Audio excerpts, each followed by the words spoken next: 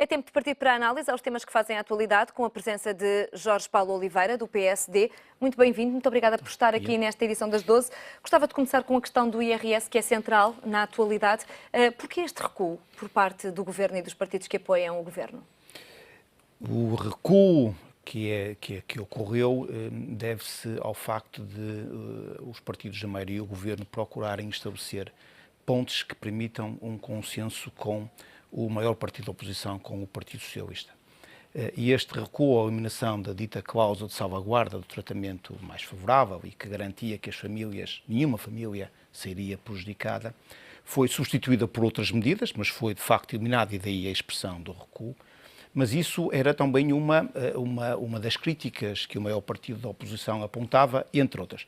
E, portanto, em parte, essa circunstância se deve a esse facto, sendo certo também que o Governo conseguiu, e isso é importante aqui dizer, e os partidos da maioria, conseguiram encontrar outros mecanismos que permitem obter o mesmo efeito. A cláusula salvaguarda, como todos sabemos, tinha por objetivo fazer com que a proteção e o apoio que é concedido às famílias com filhos e com ascendentes a seu cargo nunca prejudicaria as famílias que não tenham filhos ou não tenham ascendentes ao seu cargo. Daí a cláusula de salvaguarda.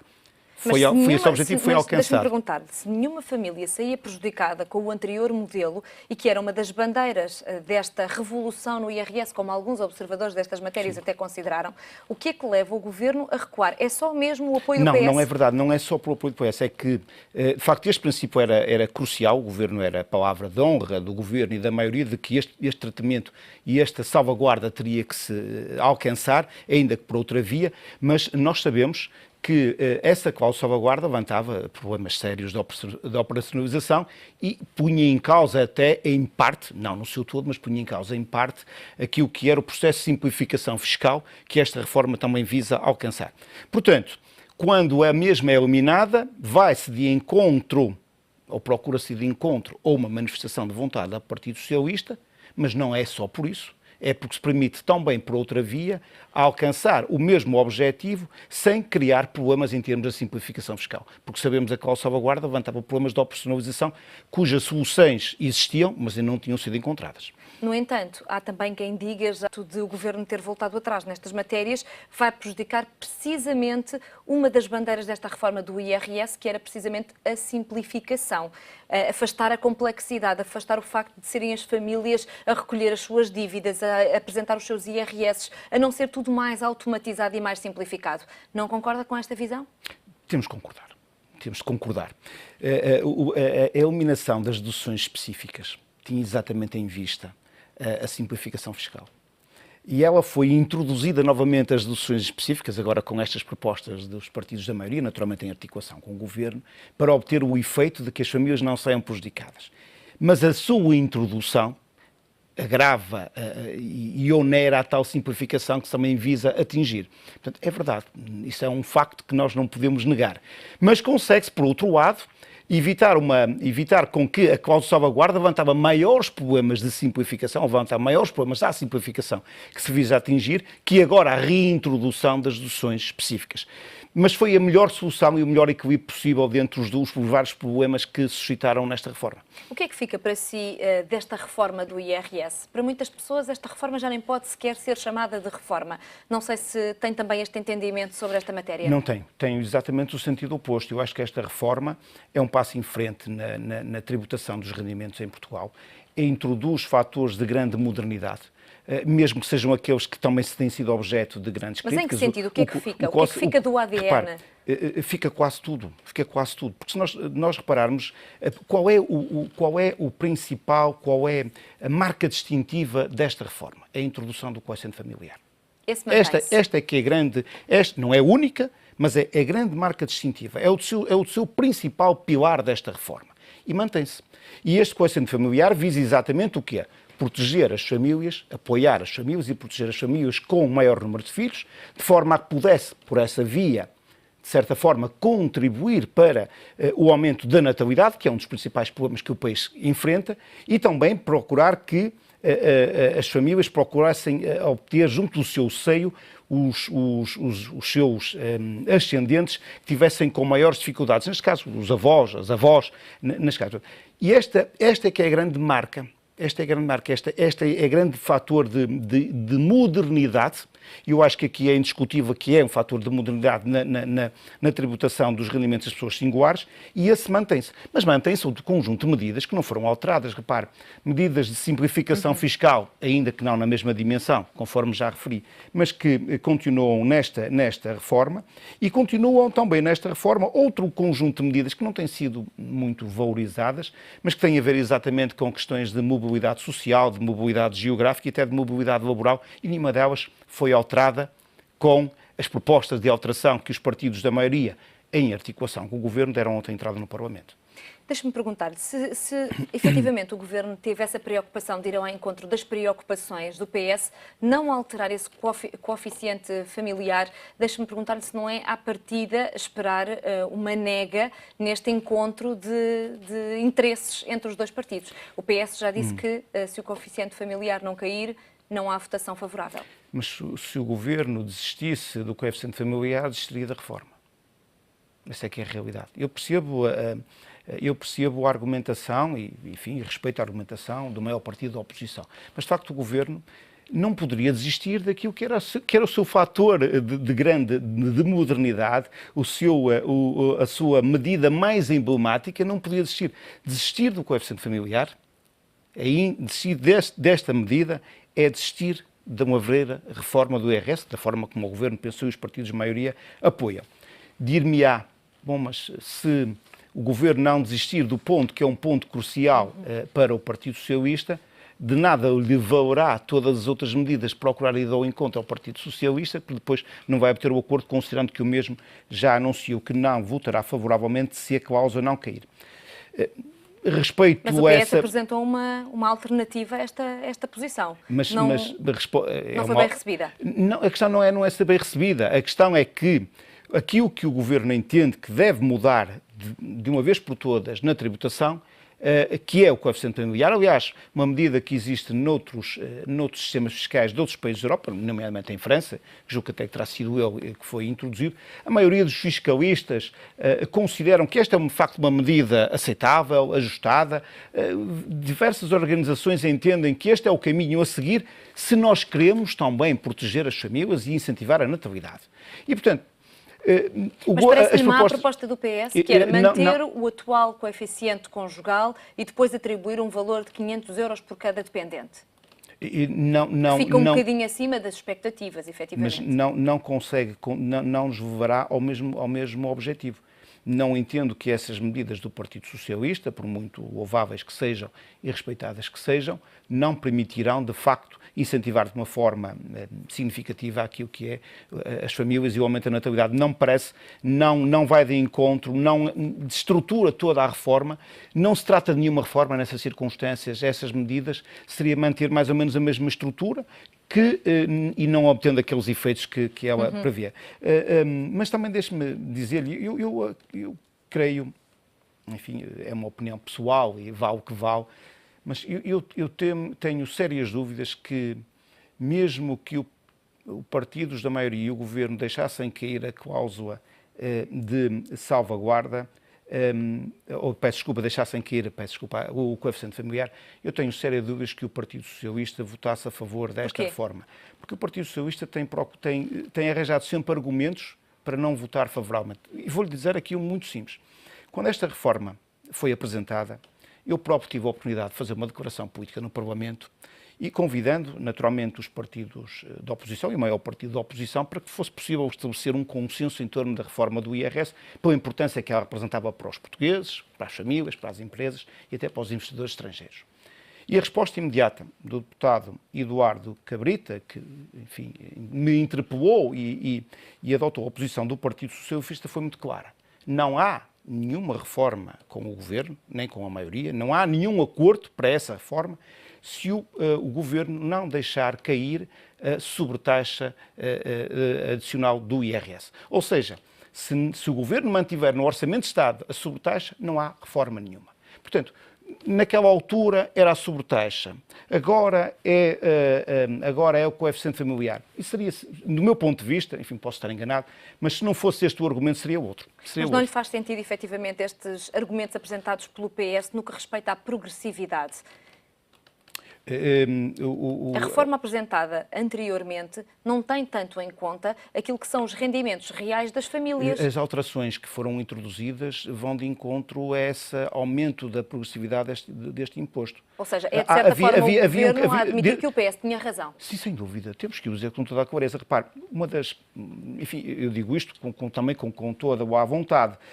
Uma das, por exemplo, o Dr. António Costa, no discurso de encerramento do Congresso, ou numa das intervenções que agora não sei se precisasse, foi numa intervenção inicial, se foi no discurso de encerramento, mas fazia alusão a uma crítica que fazia sentido, que tinha a ver com o tratamento diferenciado que era dado às famílias monoparentais para as famílias biparentais. No imediato eu achei que ele que não tinha razão, mas depois de uma análise mais pormenorizada, nós temos que admitir que havia razão da parte do Partido Socialista para essa crítica. E agora, nas propostas que entraram, de facto foi corrigido. Do mesmo se diga quanto a algumas das críticas que foram apontadas quanto à falta de progressividade e até, em alguns casos, foi dito que havia regressividade do imposto, foram introduzidas medidas, nomeadamente aos limites dos tetos globais das deduções, que exatamente para ir no encontro para que haja, de facto, progressividade deste imposto. Estamos convencidos, pela análise que fizemos, conjuntamente com o Governo, de que foram eliminadas essas medidas que impunham ou que ditavam a regressividade do imposto e que ela agora sim aumenta, portanto está protegido e há, de facto, do nosso ponto de vista, esta reforma, se for aprovada, será talvez o imposto do IRS nunca terá sido tão progressivo como foi com a reforma, se ela for aprovada nos exatos termos em que está a ser apresentada, com as propostas de alteração. Como é que ficam os tetos máximos para a saúde, para a educação, para a dedução com casa? Mantém-se como estava antigamente, ou reduzem, ou aumentam? Bom, isto eu tenho aqui, não tenho de cabeça todos esses números, mas tenho aqui uns apontamentos. Repare, quando falámos de despesas de saúde, a proposta inicial mantinha, portanto, uma dedução de 15% dos encargos de saúde até 1.000 euros. Agora, continuam a ser agora apresentados de forma independente? Exatamente, conforme independente. E agora, a nova proposta, além de se manterem estes encargos, há aqui uma diferença que passam a ser incluídos também os seguros de saúde, ou seja, as despesas de seguros de saúde nesta matéria. Relativamente às despesas de educação, há aqui uma mudança significativa, porque antes havia um abatimento das despesas ao rendimento líquido até 1.100 euros por sujeito ativo ou dependente, naturalmente com o máximo de 2.250 euros por declaração de rendimento, e agora desaparece esse abatimento líquido e passa a haver uma dedução específica para esta matéria de 30% de gasto de educação, também com um limite de 800 euros. Relativamente aos encargos com os imóveis, porque são aqueles que naturalmente dizem mais respeito às pessoas, estão mais preocupadas em saber. Precisamente, nesse sentido que é a pergunta. Os encargos com imóveis, como sabem, nesta proposta deixavam de valer, ou seja, não havia uma dedução específica para os encargos com imóveis a partir, portanto, de 2015. Muito por força também de uma imposição da Troika. Agora, com a proposta da alteração, portanto, passa-se a criar uma dedução específica para esta matéria, na qual se inclui os juros de crédito à habitação, enfim, bom nome português o tem, mas também se inclui também despesas com rendas, quando se trata de habitação própria e de habitação permanente.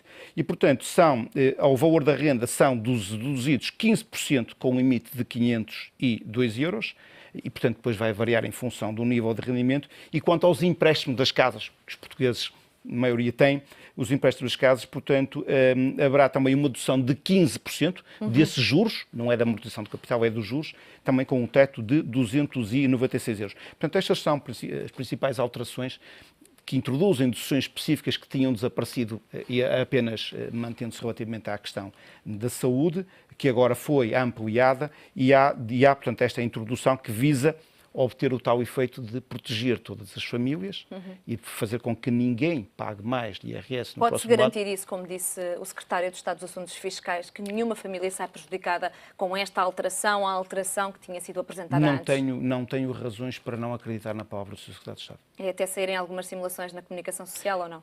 Eu não tenho razões neste momento e espero não vir a ter razões para desconfiar. Neste momento não tenho razões. O Sr. Secretário de Estado garante que, de facto, isso não aconteceu. É por essa razão também que a maioria desistiu da cláusula de salvaguarda, exatamente porque com as sessões específicas o objetivo é alcançado por esta via. Jorge Paulo Oliveira, esta é uma das, creio que 37 ou 38 alterações que foram apresentadas, diz o PS, em cima do joelho. Faz efetivamente sentido o Governo recuar em tantas medidas, estamos a falar de 37 alterações em vésperas de votação? Eu julgo que a questão que se coloca nem tem a ver com o número de propostas.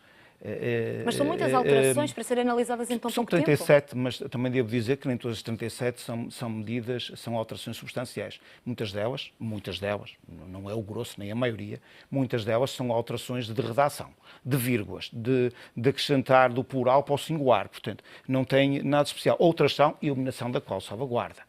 Portanto, como vê, muitas das propostas não têm essa complexidade que se possa pensar, portanto, são muito simples. Não são em cima do joelho. As propostas foram apresentadas no prazo que foi fixado. O prazo fixado foi ontem. E ninguém estava obrigado a apresentar 3 propostas, 4 propostas, 25 ou 40. Os partidos da maioria entenderam apresentar 37, nas circunstâncias que eu disse.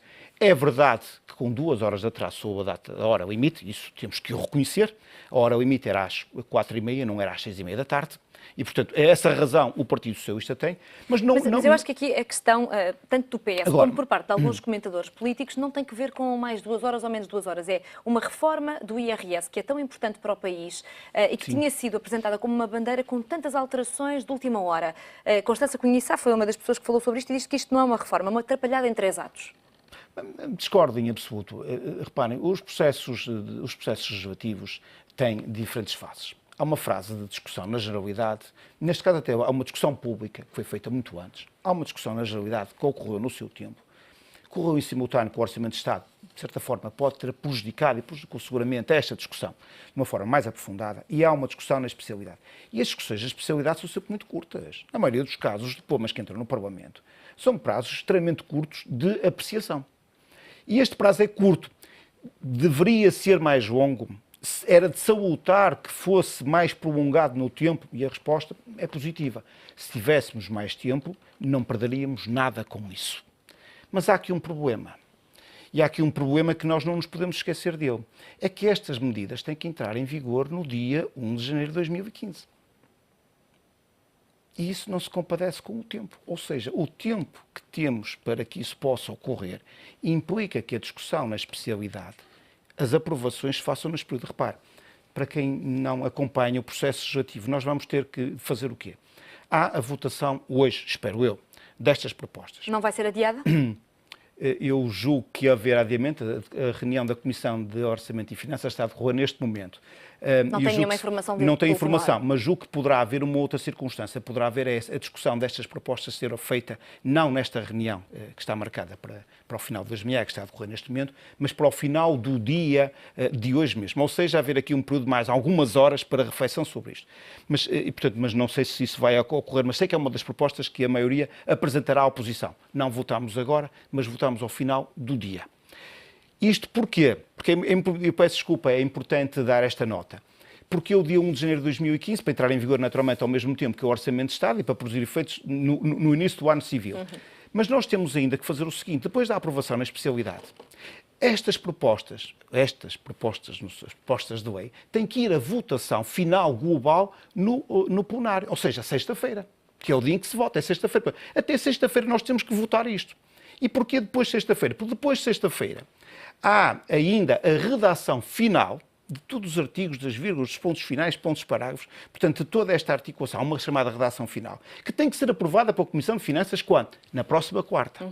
Depois, na próxima, repare que o mês de dezembro a acabar. Depois de quarta-feira, o que é que temos que fazer? É feita a redação final, é aprovada, é publicada em decreto por 2 dias para reclamações. Mas tínhamos que esperar mais 2 dias úteis. Depois disso é enviado para a promulgação do Sr. Presidente da República. E o Sr. Presidente da República tem prazos para promulgação ou para envio para o Tribunal Constitucional. Muito bem, já percebemos que é um processo complexo. É um complexo e tem que terminar antes do dia 31 de dezembro. Vamos Daí a ver o que é razão que vai de ser por esta resultar o dia de urgência. hoje. Por agora gostava de falar consigo sobre um outro tema que está a marcar a atualidade, esta comissão de inquérito à gestão do BES. Já foram auditadas, neste caso, ou ouvidas diante dos deputados várias pessoas, encontradas várias contradições.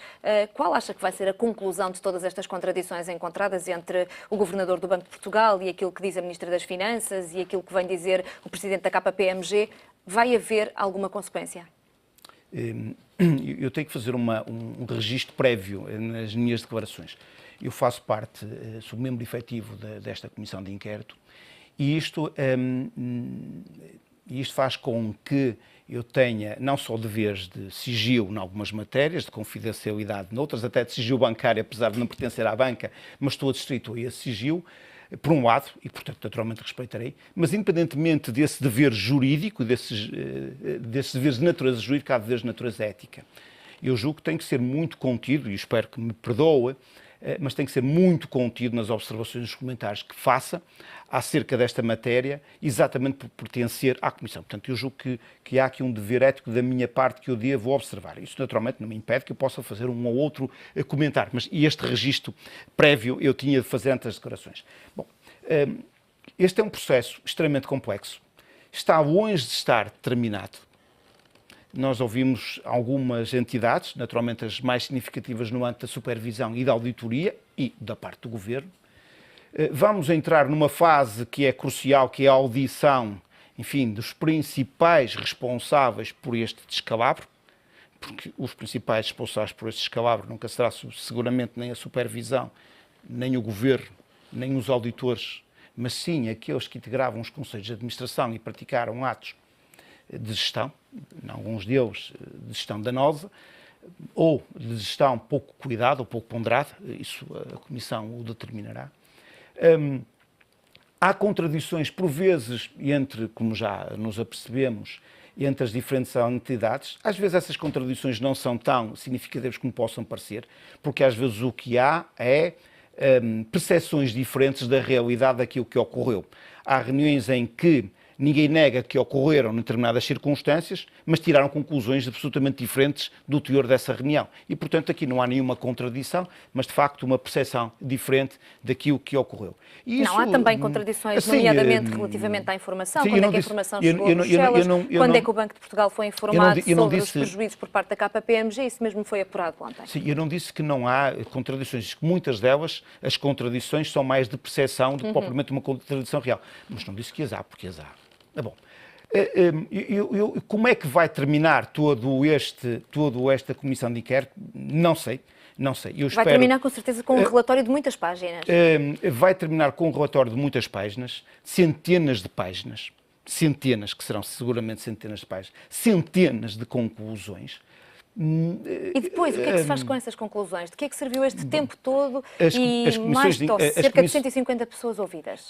As comissões de inquérito não são comissões de investigação criminal. As comissões de inquérito... Mas mesmo que sejam para apurar factos, mas é importante... De que servem depois esses factos, na prática? Estes factos permitem, pelo menos, duas coisas. Permitem uma apreciação política de quem os praticou e da conduta que cada um adotou ao longo de todo este processo, daquele processo que estamos a analisar. E essa é uma apreciação política. Repare, se houver responsabilidades, não estamos a falar de natureza criminal ou contradicional ou comportamental, mas estamos a falar de análise de comportamentos políticos. Imaginemos que a Comissão entendia que o Governo não andou bem. Isso é um facto político que naturalmente será valorizado ou desvalorizado, valorizado por uns, desvalorizado por outros, e que terá e que os eleitores terão o direito depois de julgar politicamente. Mas há depois todo um conjunto de factos que podem corresponder à prática de atos de natureza criminal ou de atos de natureza contra-ordenacional. E o que é que eles resultaram desses factos? Esses factos, tendo sido apurados, a Comissão de Inquérito os encaminhará, naturalmente, com a respectiva documentação de suporte testemunhal para a Procuradoria-Geral da República ou por outras instâncias que façam que tenham, naturalmente, esse poder de tutela inspectiva, de tutela ou de julgamento. E depois recomeça ou integra algum dos processos que já está a correr ou abre-se um novo processo com as conclusões da Comissão de Inquérito? Já alguma vez alguma conclusão de uma Comissão de Inquérito resultou efetivamente em alguma consequência judicial prática? Não boa pergunta. não tenho de memória que isso tenha ocorrido exatamente apenas não tenho de memória que haja uma condenação assente única e exclusivamente num relatório de uma comissão de inquérito. Mas já foi sequer aberto algum processo de investigação? Regras já, os processos de investigação já correm. Repare, neste momento nós temos a correr na Justiça processos de investigação criminal. Há pessoas que já foram constituídas arguídas. Portanto, há um processo de inquérito de natureza criminal que está a decorrer. Há processos de contradicional no Banco de Portugal. Há processos que estão a decorrer, como sabe tão bem. Portanto, há na Comissão de Mercados de Valores Imobiliários, o próprio Instituto de Seguros de Portugal, outro dos supervisores, também pretende abrir processos de natureza contradicional. Portanto, há todo um conjunto de processos que já estão em curso e, portanto, as conclusões serão, do meu ponto de vista, não tendo a certeza absoluta na resposta que eu ofereço, que estas mesmas conclusões serão integradas nos processos que estão em curso e que não darão lugar a nenhum processo autónomo. Do meu ponto de vista, será isso que vai acontecer, mas, enfim, não tenho a certeza. Os intervenientes, se mentirem, têm alguma consequência?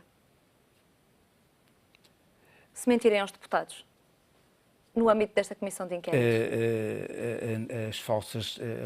Portanto, numa comissão de inquérito, as falsas declarações são correspondem à prática de um crime, exatamente falsas declarações tipificado no Código Penal. E que podem dar a abertura de um processo de inquérito exatamente para a prática desse crime. Muito bem. Jorge Paulo Oliveira, muito obrigada por estes esclarecimentos essenciais sobre os temas que estão a marcar a atualidade. Até à próxima semana.